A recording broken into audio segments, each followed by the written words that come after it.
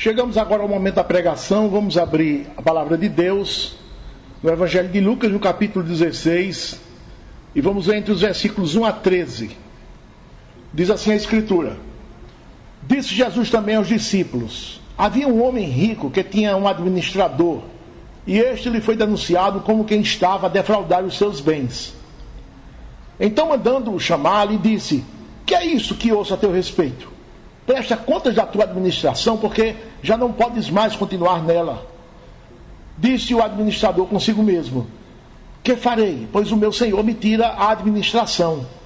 Trabalhar na terra não posso, também de mendigar tenho vergonha.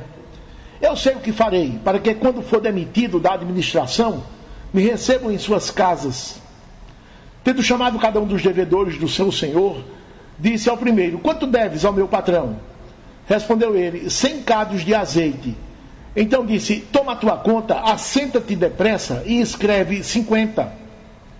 Depois perguntou ao outro: Tu, quanto deves? Respondeu ele: 100 coros de trigo. Disse-lhe: Toma a tua conta e escreve 80. E elogiou o Senhor, o administrador infiel, porque se houvera atiladamente, porque os filhos do mundo são mais hábeis na sua própria geração do que os filhos da luz. E eu vos recomendo: das riquezas de origem iníqua, fazei amigos, para que, quando aquelas vos faltarem, esses amigos vos recebam nos tabernáculos eternos. Quem é fiel no pouco também é fiel no muito, e quem é injusto no pouco também é injusto no muito. Se, pois, não vos tornastes fiéis na aplicação das riquezas de origem injusta, quem vos confiará a verdadeira riqueza? Se não vos tornastes fiéis na aplicação do alheio, quem vos dará o que é vosso? Ninguém pode servir a dois senhores, porque ou há de aborrecer-se de um e amar ao outro, ou se devotará a um e desprezará ao outro. Não podeis servir a Deus e às riquezas. Como você usa os seus bens materiais? O dinheiro é o Deus deste mundo. Os homens gostam de dinheiro, são fascinados pelo dinheiro. Matam e morrem pelo dinheiro. Arriscam as suas próprias vidas para obtê-lo. Porque o dinheiro representa poder, fama, glória, prestígio. Os parentes se intrigam, ficam com ódio um do outro por causa do amor do dinheiro. Pessoas que se amavam muito anteriormente, hoje se odeiam por causa do amor do dinheiro. Famílias inteiras viviam em harmonia, em cooperação, porém de repente foram dissipadas completamente. Uns estão no cemitério, outros estão no hospital, outros estão no presídio. Tudo por causa do amor do dinheiro. Pais se apressam a fazer o testamento quando estão no leito de morte. Chamem o tabelião, chame o tabelião. Eu quero fazer o meu testamento antes de fechar os olhos, porque eu sei que se eu não fizer, minha família vai se dissipar rapidamente, assim que eu morrer. Por isso, irmãos, é preciso que o crente tenha muito forte no seu caráter o mesmo conceito bíblico de dinheiro, com muita convicção, o mesmo conceito que Deus tem, que a Escritura tem. Porque senão, você nunca vai fazer face às provas e tentações que o dinheiro lhe apresentar. Do contrário, o crente vai viver a sua vida aqui na terra sendo também um adorador de Mamon. Mamon é uma palavra que Jesus usou em Mateus capítulo 6 para designar o Deus dinheiro. Você, como crente, vai viver aqui nesta terra, viver a vida cristã com os mesmos conceitos de dinheiro, de bens materiais que os ímpios têm. E agindo como ímpio, como idólatra. Porque todo aquele que ama os bens materiais, o dinheiro, é um idólatra. É um adorador de Mamon. E o crente vai estar agindo como ímpio, como idólatra, se sujeitando aos mesmos prejuízos que a Escritura procura evitar na vida dos crentes. Jesus bateu forte nessa tecla em todo o seu ministério. Falava continuamente, duramente, contundentemente contra a avareza, contra o amor do dinheiro, contra aquele conceito de acumular bens, de acumular, de ter. Não, eu quero ter. Porque era esse tema. que as pessoas viviam sobre ele, era um tema dominante na vida dos homens. Então Jesus usava muitas histórias, muitas figuras, muitas parábolas. Ele sabia, irmãos, o conceito de Deus sobre dinheiro, porque ele veio do Pai. Mas ele sabia que o conceito de Deus sobre ele não estava presente na terra. E o esforço dele foi reformar o conceito de dinheiro e de bens que os homens têm, para que o seu povo, em se convertendo, passasse também a ter os mesmos conceitos de Deus a respeito de bens, a respeito de dinheiro, como gastar o meu dinheiro, como usar os meus bens. O contexto da passagem é o seguinte: Jesus ele estava na presença de pecadores, publicanos, fariseus e escribas. Ele tinha acabado de contar a eles a parábola dos 2 filhos, que comumente se conhece aí fora como a parábola do filho pródigo, mas não é parábola de filho pródigo nenhuma. Se você olhar na parábola, e continuou Jesus, certo? O homem tinha 2 filhos, então ele já começa a parábola dizendo dos 2 filhos.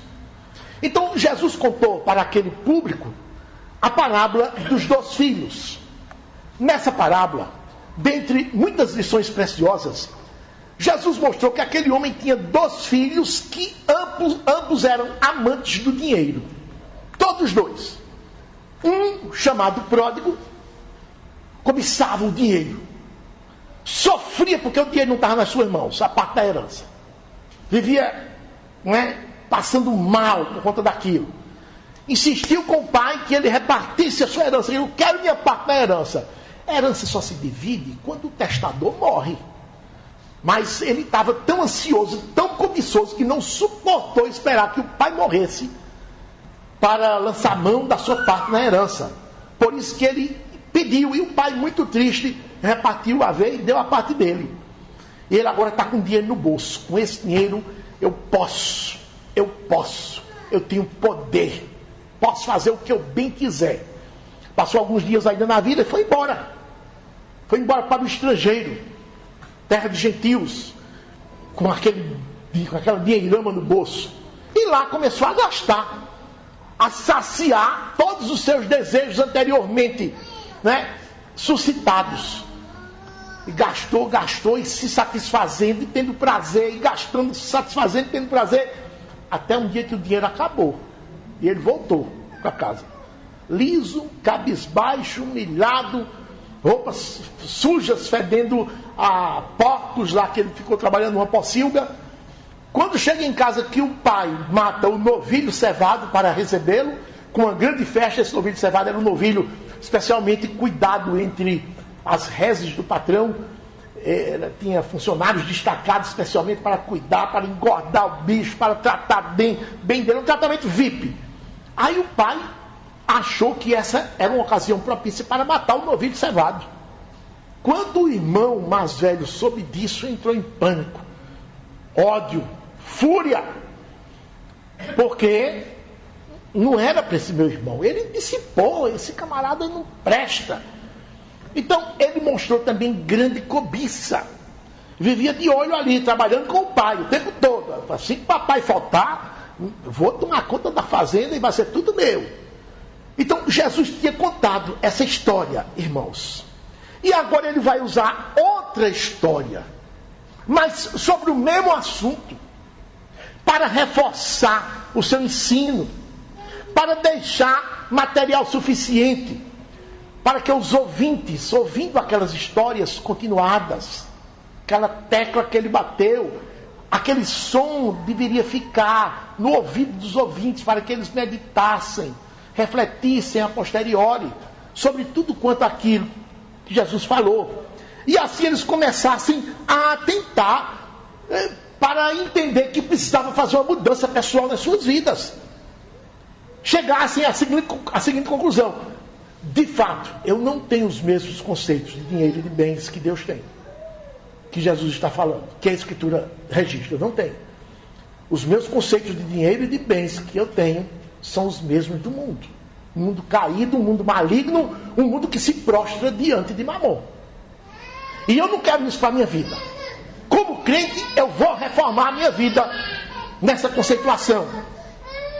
Então esse era o propósito pelo qual Jesus queria que os ouvintes chegassem a essa conclusão. Então, com esse título, de que maneira você usa os seus bens, eu trago 2 lições nesta oportunidade. E a primeira, usando os bens materiais de forma injusta. Nós vamos considerar alguns aspectos dessa história para entendermos bem. Observe que, em primeiro lugar, a situação que foi criada aqui por Jesus. Diz aqui, disse Jesus também. Esse também não está querendo dizer que ele vai falar outra história com o mesmo tema do tema anterior, com o mesmo tema do assunto anterior que ele falou, que foi a avareza dos 2 filhos, a parábola dos 2 filhos. Então eu vou contar também outra história. Eu quero contar mais uma história sobre o mesmo tema. Aí o versículo 1 diz que disse Jesus também aos discípulos: havia um homem rico que tinha um administrador, e este lhe foi denunciado como quem estava a defraudar os seus bens. Um administrador. Os bens materiais, eles são obtidos de 2 formas. Uma pela empresa. Você faz um empreendimento, mesmo que seja no fundo do quintal. Vou fazer aqui uma fabriqueta de fabricar tapioca, sabão, bolo de goma. É uma empresa. E você começa a trabalhar, começa a vender e começa a oferir renda. O outro modo mais comum, estou falando dos 2 modos mais comuns, existem outros, evidentemente, mais raros. Mas o outro modo mais comum que eu aufiro renda é trabalhando, ganhando o meu salário, na condição de empregado. No caso aqui que Jesus está contando, havia um homem rico, que era um fazendeiro. Ele tinha fazendas. E ele deu emprego a um administrador. Um homem, né? Certamente um homem de confiança. E pela renda auferida com o seu emprego, esse administrador ele teve a oportunidade de angariar bens materiais por causa do seu salário. Eu trabalho, meu trabalho é importante, eu tomo conta da fazenda do patrão, toda a produção, todos os empregados, vendo, estoco, faço tudo. Então eu tenho um salário. Então esse salário é minha fonte de renda. É com esse salário que eu vou adquirir meus bens, vou ter dinheiro no bolso para pagar minhas despesas, comprar isso, comprar aquilo. Então essa foi a situação que Jesus colocou aqui no início. Só que algumas coisas aconteceram no exercício desse trabalho. Aí, em primeiro lugar, surgiu aqui uma denúncia. Diz aqui o versículo 1, assim, versículo 2. Versículo 1. E este lhe foi denunciado como quem estava a defraudar os seus bens. Eita! O empregado, o administrador, foi denunciado ao patrão como quem estava defraudando os seus bens. Alguém chegou para o patrão, alguém que tinha acesso ao patrão, alguém que estava observando o agir do administrador, viu que tinha muita coisa errada, tinha acesso ao patrão, achegou-se ao senhor da fazenda, ao dono, e fez uma denúncia contra o administrador, mostrando que ele estava usando os bens materiais de forma injusta, de forma indevida, estava defraudando os bens do seu patrão. Então, irmãos, para uma situação dessas, o patrão precisa chamar um empregado. Precisa chamar um empregado. Então o patrão partiu para o confronto. O proprietário vai, marca uma entrevista com o administrador. E diz aqui o versículo 2 na primeira frase: então, mandando-o chamar, lhe disse: que é isso que ouça a teu respeito? Que é isso que ouça a teu respeito? O patrão, irmãos, repete a denúncia. Mostra que está chocado com a denúncia, porque até então aquele administrador era um homem de confiança. Nós só colocamos uma pessoa para gerenciar os nossos bens se confiarmos nessa pessoa. E ele se mostra chocado. Que é isso que eu escuto a seu respeito? Ele então, irmãos, disse que está profundamente decepcionado. Está profundamente triste. Que o administrador estava defraudando os seus bens materiais. Foi uma situação muito constrangedora. E parece que a denúncia foi indefensável. Aqui, na segunda frase do versículo 2, mostra que o patrão exige a prestação de contas. Diz assim, no final do versículo 2: presta contas da tua administração, porque já não podes mais continuar nela. O livro caixa é solicitado. Eu quero que você preste contas. A coisa é tão clara que o patrão já antecipa a sua demissão. Observaram? Porque se o patrão normalmente ouve a denúncia contra o empregado, ele vai ter que ir pelo outro lado, irmãos. Um juiz justo, ele ouve um lado, ouve o outro lado e só então emite um parecer. Mas parece que a denúncia contra o administrador foi tão clara, que antes mesmo que o senhor ouvisse o administrador, ele já anunciou a sua demissão. Presta contas da tua administração, porque já não podes mais continuar nela. Isso aponta para a clareza das provas que constituíram a denúncia. Foram provas irrefutáveis. Certamente a frase que foi mais citada nessa entrevista foi essa: como é que você pôde fazer isso? Como é que você explica esse item aqui? E esse item aqui, como é que você explica? E isso aqui, qual a explicação que você me dá? Me diga alguma coisa, eu quero ouvir da sua parte. E o administrador não teve palavra nenhuma para pronunciar em sua defesa. Triste daquele, irmãos, que usa os bens materiais de forma injusta. Mesmo tendo provas claras, insofismáveis, o patrão pede o livro caixa. Eu quero o livro caixa. Porque ele vai mostrar toda a apropriação indevida. Vai aparecer tudo quando você me mostrar o livro caixa. Para uma situação assim, o administrador fica em apuros. Ele ficou em apuros e vai planejar agora uma solução. Dizem aqui os versículos 3 e 4 assim: disse o administrador consigo mesmo. Ele está pensando, ele não falou palavra nenhuma na frente do patrão. Disse o administrador consigo mesmo: que farei? Pois o meu senhor me tira a administração. Trabalhar na terra, não posso. Também de mendigar, tenho vergonha. Eu sei o que farei, para que quando for demitido da administração, me recebam em suas casas. Não tendo respondido nada ao seu patrão na hora do confronto, porque não tinha realmente argumentos para trazer em sua defesa, ele pensa no coração assim: meu senhor vai me tirar a administração. Em outras palavras, eita, não tem jeito, estou demitido.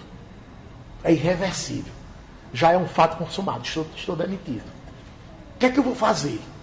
Trabalhar na terra não posso. Quer dizer, ele podia já ser velho, ou podia ter algum problema de saúde, podia estar com as dores nos pinhaços, como a gente diz.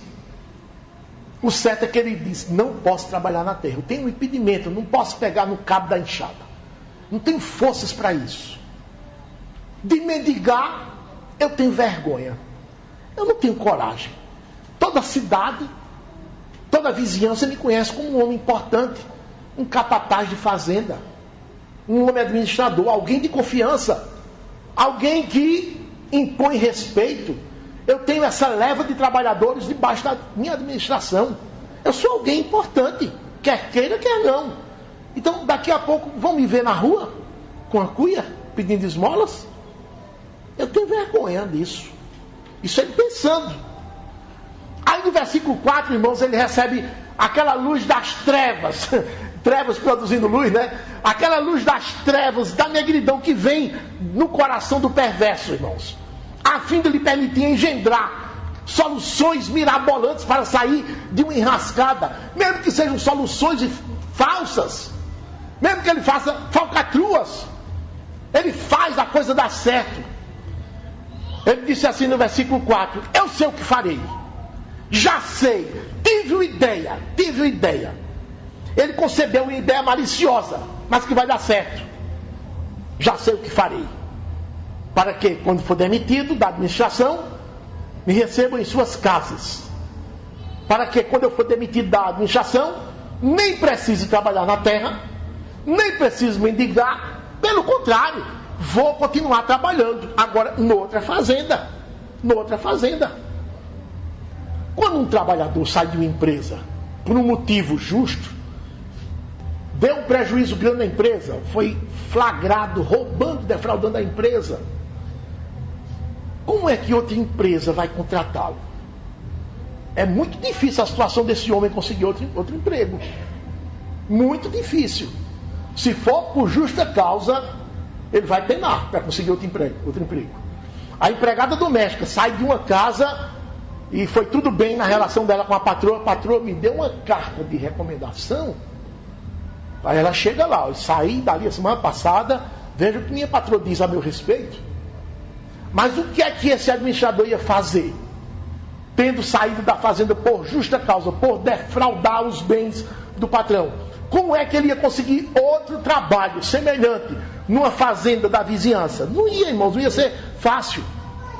Mas o plano que ele engendrou foi tal, irmãos, o coração perverso, que ele disse, eu tenho certeza que na hora que eu receber minhas contas aqui, minha rescisão, eu vou ter trabalho em qualquer fazenda dessas aqui ao redor. Não é isso que ele diz no versículo 4? Para que quando eu for demitido da administração, me recebam em suas casas. A palavra casa aqui, irmãos, significa as fazendas, as empresas da região. Não é a casa onde mora uma pessoa, não. É a casa na sua empresa, naquela empresa ali, nas suas casas, na casa da família Fonseca, na fazenda da família Fonseca. É isso que significa. A ideia dele parece que vai envolver outras empresas que tenham relações com a empresa que ele trabalha. Isso é tanto verdade que você vai ver a partir de agora. Qual foi essa ideia tão brilhante que esse coração maligno produziu? A solução a que chegou o administrador está entre os versículos 5 a 7. Tendo chamado cada um dos devedores do seu senhor, disse ao primeiro, quanto deves ao meu patrão? Respondeu ele, 100 cados de azeite. Então disse, toma a tua conta, assenta-te depressa e escreve 50. Depois perguntou a outro, tu, quanto deves? Respondeu ele, 100 coros de trigo. Disse-lhe, toma a tua conta e escreve 80. Os devedores da fazenda certamente eram muitos. Jesus, quando conta essa parábola aqui, ele se restringe a apenas 2 devedores. Porque um vai ser o devedor de um produto da fazenda e o outro do outro produto da fazenda. A fazenda aqui, pelo dito de Jesus, produzia 2 tipos de produtos. Azeite e trigo. Por isso que Jesus pegou todos os devedores de azeite e reduziu a 1. E todos os devedores de trigo reduziu a 1 também. Para facilitar a história, para as pessoas entenderem. Uma fazenda em Israel, naquela terra que manava leite e mel, quando era uma fazenda boa mesmo, ela produzia 4 tipos de cultura, que eram as culturas da nobreza. Eram culturas nobres porque eram muito rentáveis. Eles tinham a cultura da oliveira, que produzia o azeite, a cultura do trigal, que produzia o pão para o povo comer, a cultura da videira, que produzia o vinho para o povo beber, e a cultura da figueira, que produzia os figos, as compotas, de tão deliciosas e nutritivas, estavam nos palácios da realeza, nas casas dos nobres. Então eram as 4 principais culturas de Israel. Havia muitas culturas, sabemos, irmãos, muitas culturas, mas essas eram as quatro principais. Então essa fazenda era uma fazenda nobre. Jesus não falou nas 4 culturas, mas falou em 2. A oliveira e o trigal, que produziam o azeite e o trigo para o pão. Por ocasião da compra, os compradores assinavam uma nota promissória. Observe aqui que essa fazenda produzia produtos nobres, e esses produtos nobres geralmente são caros, não são baratos. Dificilmente um comprador tinha o dinheiro para pagar cash à vista. Eles compravam a prazo. Nós sabemos que toda compra a prazo é como se fosse um empréstimo. O dono da mercadoria está nos emprestando. A gente pode pagar ou não. É como se fosse um empréstimo. Venda é só quando é à vista. Então aqui é à vista. Então você pegou a mercadoria, eu estou com dinheiro. Então foi uma venda à vista. Por isso que quando a compra era feita de azeite ou de trigo, por ser a prazo, os compradores assinavam uma nota promissória. Agora o segredo é o seguinte: a venda a prazo tinha que ter juros. Tinha que ter juros. Se quiser num preço melhor, tem que ser à vista. Eu não tenho dinheiro, então eu tenho que cobrar juros. Só que a lei não deixava que um israelita cobrasse juros de outro, nem em empréstimos, nem em vendas. Você deu prazo se você puder dar o prazo, mas não pode cobrar juro. Deuteronômio 23:19 proibia cobrar juros. Então os judeus utilizavam o seguinte artifício. Vejam, irmãos, como eles eram matreiros. Alguém comprava na fazenda 100 litros de azeite. Aí era obrigado a pagar, a assinar uma nota promissória de que tinha comprado 200 litros de azeite. O juro sobre a venda do azeite, porque o azeite era nobre, era 100%. Vai comprar a prazo, então é 100% de juro. Por causa da nobreza do produto e da procura. A procura era intensa. Assim, irmão, se você devesse, por exemplo, 10 mil reais de azeite, na verdade você só tinha comprado 5 mil. Os outros 5 mil era juro, que estava embutido na nota. Os irmãos estão entendendo? Estava embutido na nota fiscal. Então isso era acertado entre o dono da fazenda e o administrador. O administrador fazia o que o dono tinha mandado fazer. Como o juro não podia aparecer na nota, então, para todos os efeitos, você comprou 10 mil reais de azeite. E, para se beneficiar, o administrador vai desfazer essa conta. Repare como ele é astuto. E foi assim que ele chamou o primeiro devedor. Diz aqui no final do versículo 5: quanto deves ao meu patrão? Respondeu, versículo 6, 100 cados de azeite. Então disse: toma a tua conta, assenta-te depressa e escreve 50. 100 cados de azeite. Quanto é isso? Um cado é um recipiente que cabe 40 litros. Então 100 cados são 4 mil litros. Irmão, isso é caro, viu? 4 mil litros de azeite é caro. Se você for lá no mercado, um azeite de primeira qualidade, meio litro, naquelas garrafas, custa 20 reais. Marca Galo. 20 reais, meio litro. Então, um litro, 40 reais.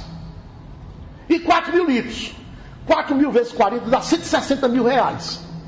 Ninguém tem esse dinheiro para estar pagando assim à vista, não. Tinha que ser a prazo mesmo. O jeito que comprava a prazo e ia vendendo, apurando o dinheiro para pagar lá. Então, era muito caro. Então, nesses 50 cados de azeite que o devedor devia, 50 são de azeite mesmo. E os outros 50 de juros. De juros. Foi a prazo. Então o administrador mandou o devedor sentar e escrever 50 cados, que era o valor real da compra. Rasgou a nota promissória, fez uma nova nota promissória.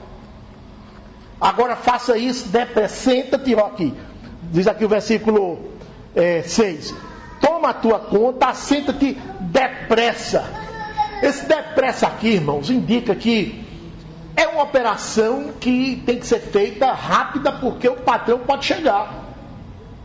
Na verdade, faça a coisa depressa. Quando as coisas são feitas erradas, tem que ser feito ligeiro, rápido, depressa, para ninguém ver. Porque pode chegar alguém. Aí o devedor respirou aliviado, rasgou aquela nota promissória de 100 cados de trigo, escreveu 50. Com essa medida, o devedor passaria a dever o justo, porque foi isso que eu comprei, 50.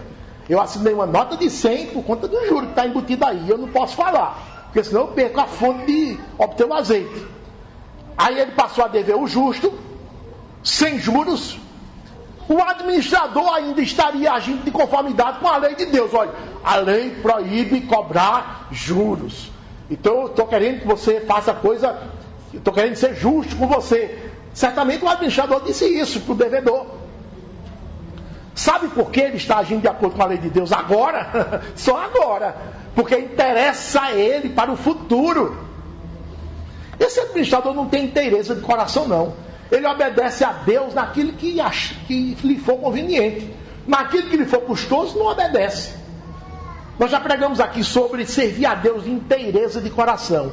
Aquele que serve a Deus de inteireza de coração, ele serve a Deus quando lhe dá lucro, serve a Deus quando lhe dá prejuízo. Ele não quer nem saber. Não interessa se eu vou obter lucro ou prejuízo. O que me interessa é ser fiel ao Senhor. Quem serve a Deus com inteireza de coração é assim. Por isso que Davi no Salmo 15, até nós cantamos aqui no versículo 4, ele diz que o justo, aquele que vai entrar no céu, ele jura até com dano próprio. Jura até com dano próprio. O juramento, irmãos, é sempre para nos safar de algum prejuízo. Nunca para nos fazer sentir prejuízo ou tomar prejuízo. Mas o justo, o homem que vai entrar no céu, ele jura até com dano próprio. Eu sei o seguinte, que o devedor assinou a nova nota promissória de 50 cados, reduzindo sua dívida pela metade. Olha, eu devia 160 mil, agora eu vou dever 80 mil. Que maravilha! Sobrou 80 mil nas minhas contas. Saiu satisfeito, chegou em casa, disse à mulher, foi uma festa, a mulher deu uns pinotes lá com ele. Agora, ele saiu comprometido com o administrador. Ficou devendo esse favor. Foi ou não foi? Ficou devendo esse favor. E o objetivo do administrador era esse mesmo, que ele ficasse devendo aquele favor a ele. Fui eu quem fiz essa transformação. Fui eu quem lhe passei a cobrar o justo. Porque o meu patrão tinha mandado não dar o juro, viu? Mas estou tirando. Veja, estou agindo em favor de você. Era esse o objetivo. A ideia era essa. Porque quando eu for demitido aqui, eu vou lá, viu? Opa, tudo bem, seu João? Está lembrado de mim? Esse era o objetivo. Depois ele chamou outro devedor, o que devia trigo. Versículo 7. Depois perguntou a outro: tu, quanto deves? Respondeu ele: 100 coros de trigo. Disse-lhe: toma a tua conta e escreve 80. O trigo, na escala de nobreza, era menos do que o azeite. Por isso que o ágio não era 100%. O ágio era menor, era somente 25%. Observe que você deve quanto? 100 coros de trigo. Sente aqui e escreva 80. O comprador havia comprado, na verdade, 80 coros de trigo. 4.000 quilos, mais ou menos. É uma fortuna, viu, irmãos? Mas ele tinha assinado uma promissória de 100 coros. Se você pega 80, calcula 25%, um quarto, dá 20. 80 com 20, 100.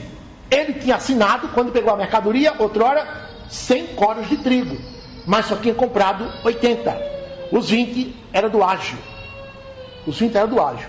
E agora, o administrador manda retirar esse ágio e colocar somente o valor real da mercadoria. E o devedor fica grandemente satisfeito. Sai dali, irmãos, com um sorriso nos lábios que vai daqui até aqui. Chega em casa, faz uma festa com a família. Mas também ficou comprometido com o administrador.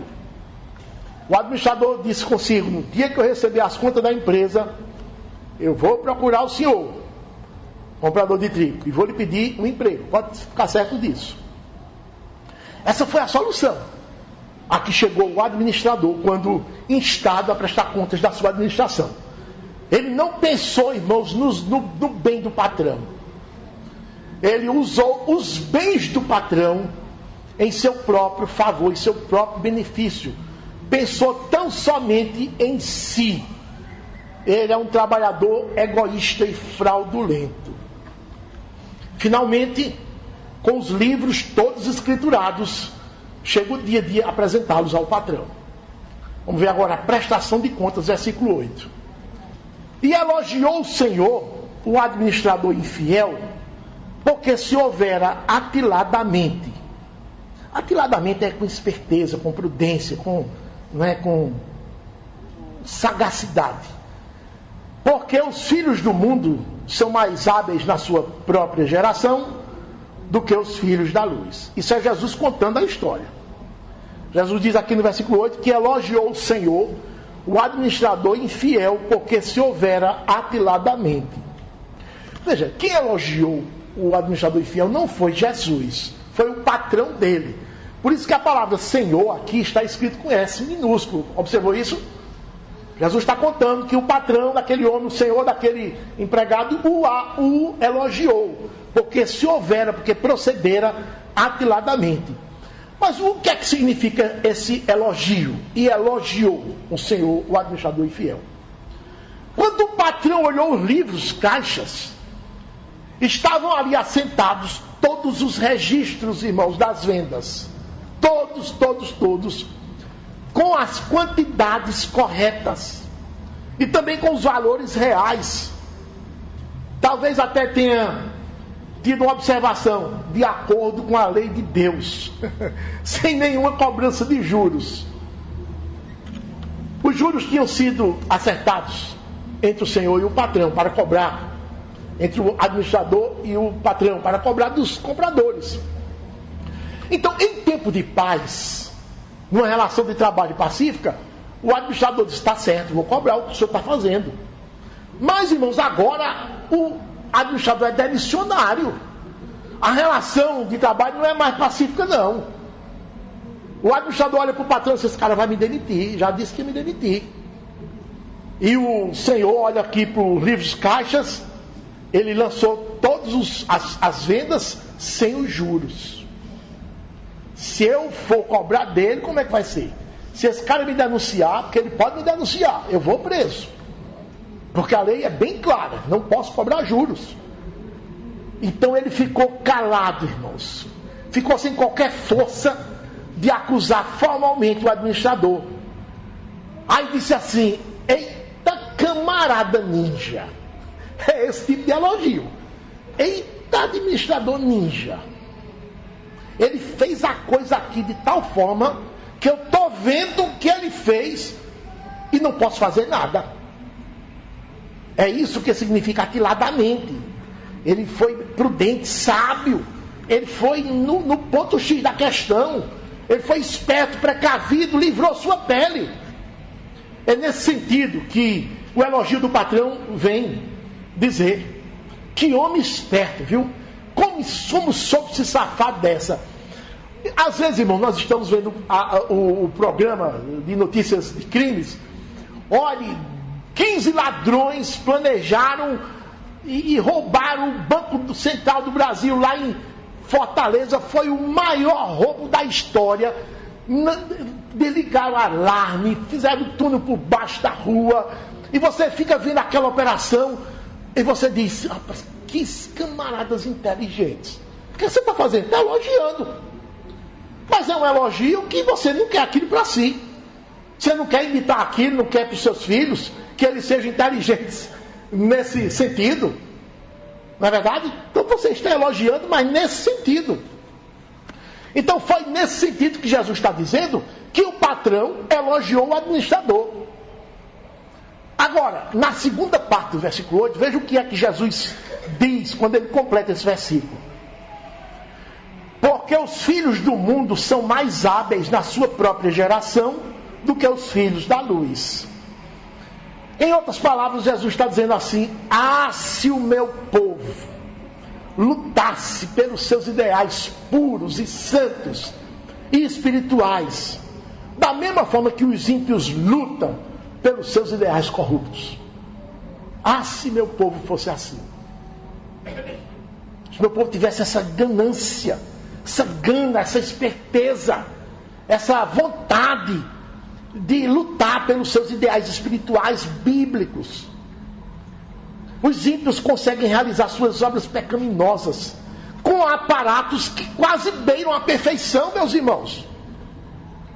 Eles planejam, eles estudam, eles tentam, usam alternativas, discutem, passam noites de sono, trabalham 20 horas por dia, quando estão empenhados numa causa mesmo corrupta. Eles se doam completamente. Enquanto os crentes são preguiçosos, irmãos, desistem no primeiro obstáculo, tentam só uma vez, não oram o suficiente, não leem escritura o suficiente, são relapsos. Está lá, noite chuvosa, 18 graus na cidade. Está todo mundo ali no pátio, nuas, as mulheres nuas. Aqui o ar-condicionado fecha todo mundo lá para trás. Todo mundo de roupa aqui com casaco. Estão vendo, irmãos, que isso é uma verdade?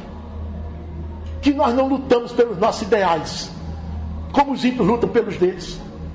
Nós que temos a verdade, os ideais corretos. Eles que têm ideais corruptos estão maquinando mal, malignos, vão para o inferno. Mas eles lutam com unhas e dentes. Só descansam quando conseguem. Nós desistimos no primeiro obstáculo. Que vergonha! Que vergonha! Perdemos feio para os filhos do mundo. Eles são infinitamente mais hábeis do que nós somos para conseguir os nossos intentos espirituais. Esse administrador usou os bens materiais de forma injusta. Sendo cúmplice do patrão, cobrou juros embutidos nas notas fiscais. Porém, quando foi para se beneficiar, deixou de cobrar os juros, talvez tenha alegado fidelidade à lei de Deus, tudo por interesse pessoal. Tão somente pensando no seu bem-estar, tão somente pensando no seu futuro, no seu próprio emprego. Não agiu dessa forma para a glória de Deus. Ele usou os bens materiais de forma injusta. E eu pergunto, de que maneira você usa seus bens? Segunda lição, usando os bens materiais para a glória de Deus. E é assim que o Senhor quer que nós crentes façamos, hajamos. Quando termina de contar a parábola, Jesus passa a aplicar a parábola aos seus ouvintes, nos seguintes termos. Então ele faz 5 aplicações. A primeira, a prioridade do seu gasto deve ser com o reino de Deus. Escute bem, prioridade do seu gasto deve ser com o reino de Deus. Versículo 9. E eu vos recomendo, das riquezas de origem iníqua, fazei amigos, para que, quando aquelas vos faltarem, esses amigos vos recebam nos tabernáculos eternos.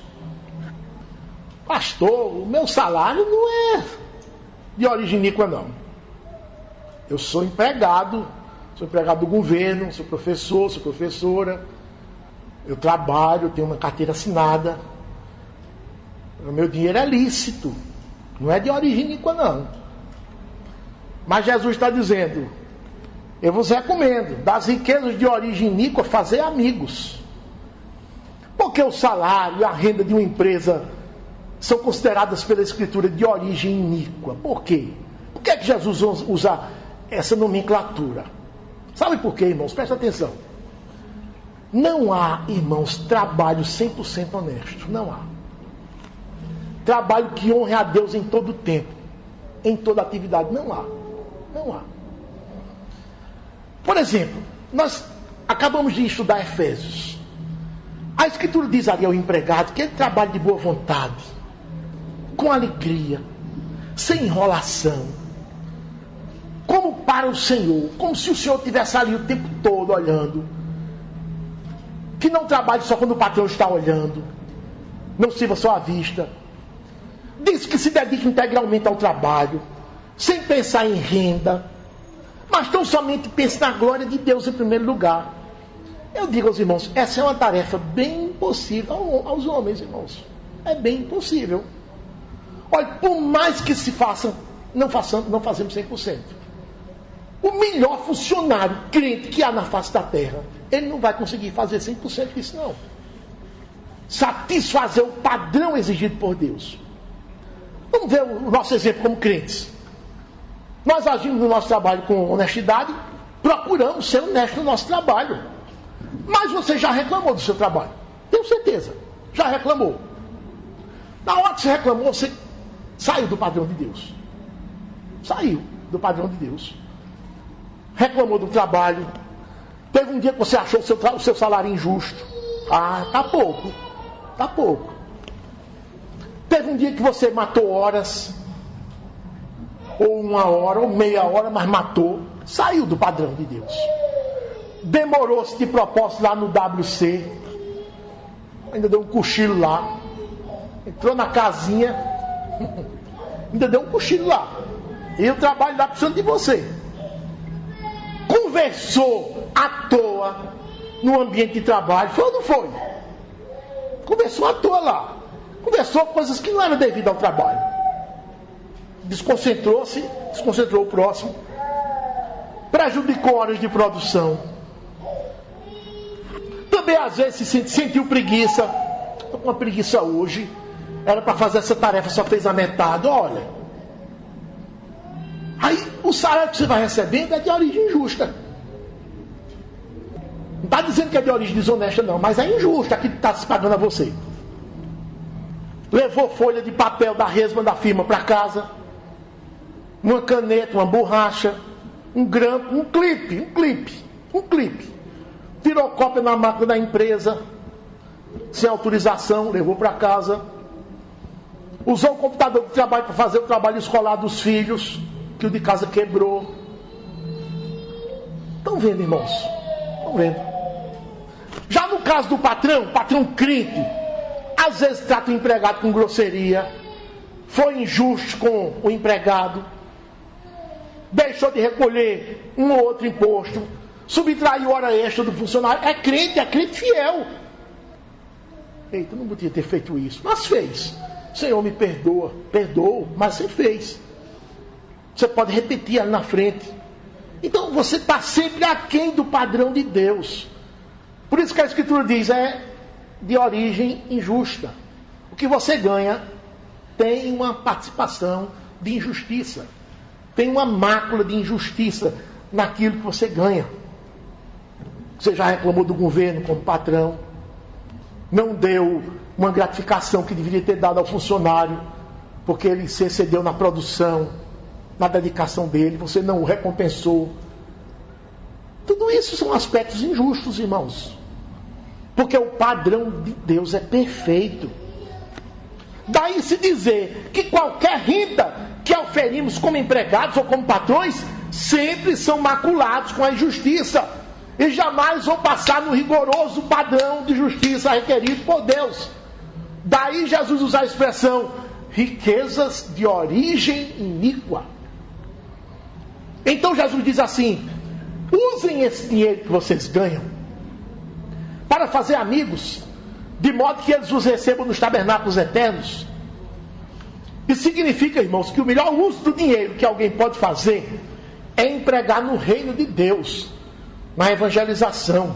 Esses amigos aqui que Jesus está se referindo são novos convertidos que vão surgir depois que as missões forem impulsionadas pelos recursos que você depositar no tesouro sagrado, depois que pregadores forem destinados para pregar o evangelho, depois que outros núcleos forem abertos na cidade, ensejando a oportunidade para que mais pessoas ouçam a pregação. Então, tudo isso demanda o quê? Recursos financeiros. Vimos já esta manhã, precisamos de mais pastores na nossa igreja. Precisamos sim de mais pastores. Como vamos sustentar esses mais pastores? Como vamos sustentar? Demanda recursos, irmãos.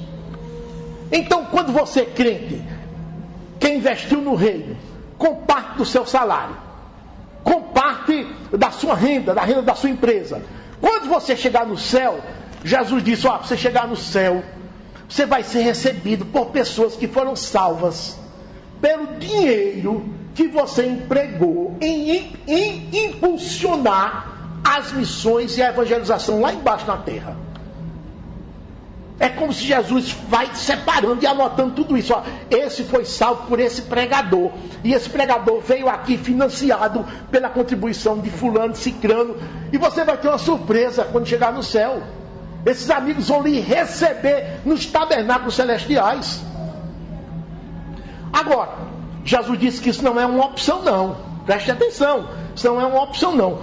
Priorizar o reino de Deus com os seus gastos é ser fiel, é prova de que você é fiel. Ele disse isso no versículo 10, na primeira parte. Quem é fiel no pouco também é fiel no muito. Você sabe o que significa essa expressão? Você sabe o que é pouco? Você sabe o que é muito? Ser fiel no pouco aqui significa, segundo o texto, você usar boa parte dos seus bens para o reino de Deus. Se fizer isso, você está sendo fiel no pouco. Pouco é essa riqueza de baixo aí, é pouco. Por mais que seja, é pouco. Quem assim o fizer, será considerado fiel diante de Deus. Aqui eu gosto de citar sempre o exemplo de Spurgeon. Spurgeon, irmãos, o famoso pregador inglês, ele era pastor da igreja do Tabernáculo Metropolitano, mas ele pregava muito fora. Os livros dele, um dia foi permitido, foi solicitado publicar os livros, as pregações, e vender ao povo. Ele disse, não. Depois o editor insistiu, ele disse, está certo.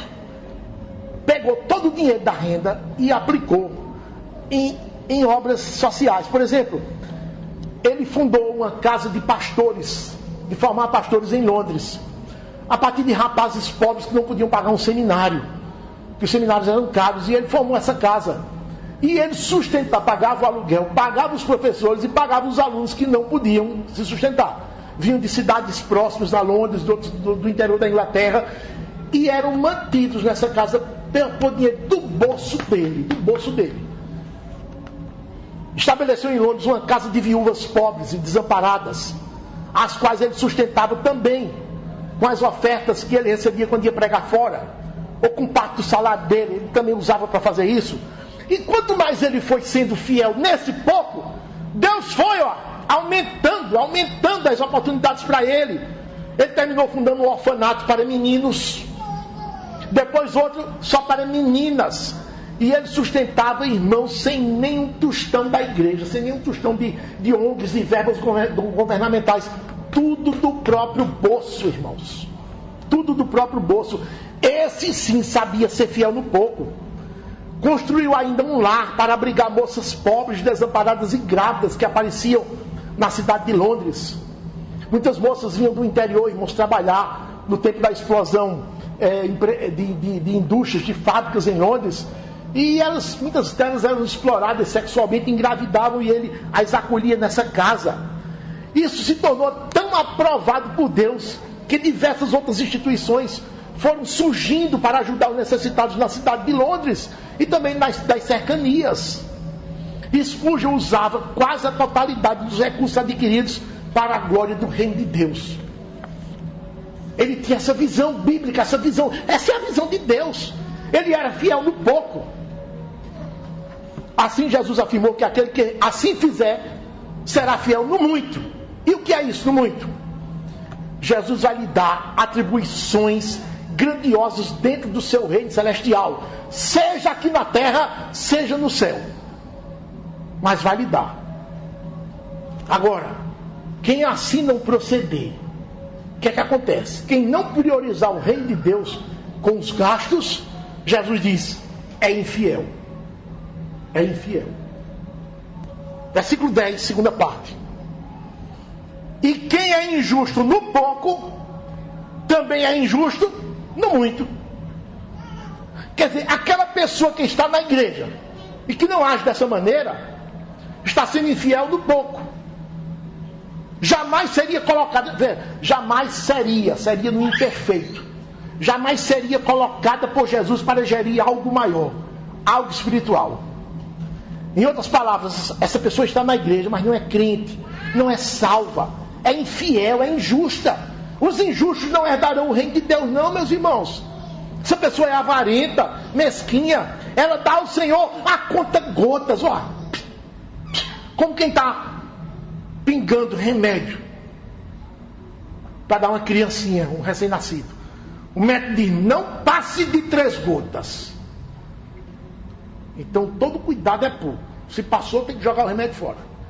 Pois essas pessoas dão ao Senhor a conta gotas, de pingo em pingo, ou mesmo nada dá, viu? Nada dá. Ela ama o dinheiro, ela é adoradora de Mamon. Jamais eu vou deixar Mamon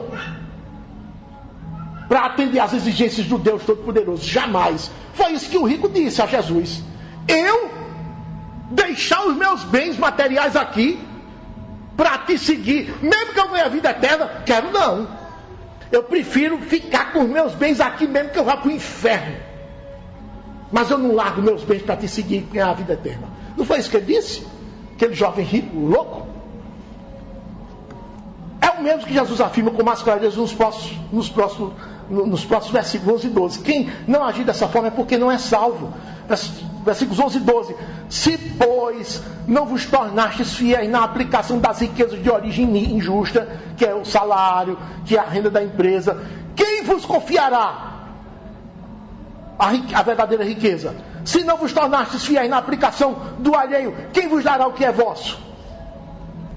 Em outras palavras, Jesus está a dizer: só se eu fosse louco colocar uma pessoa dessa no meu reino, e muito menos lhe dar qualquer tarefa para que ela executasse, porque certamente ela seria infiel no trato da riqueza que eu lhe desse.